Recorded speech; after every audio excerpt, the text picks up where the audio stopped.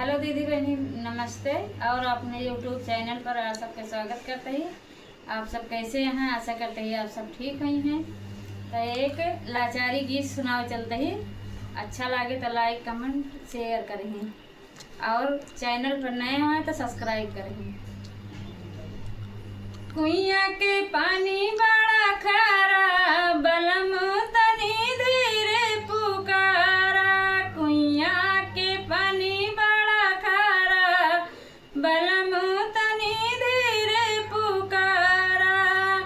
कुइया के पानी बड़ा खारा, बलम तनी धीरे पुकारा। हमारे ससुर जी के बाग बगीचा, हमारे ससुर जी के बाग बगीचा। कलिया खिले 10-12, बलम तनी धीरे पुकारा। कलिया खिले 10-12, बलम तनी धीरे पुकारा।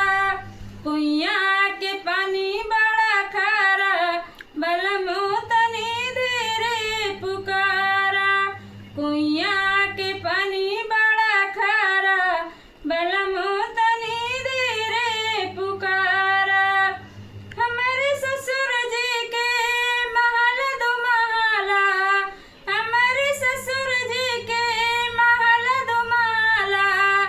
खिड़की लगी 10-12, बलम तनी धीरे पुकारा। खिड़की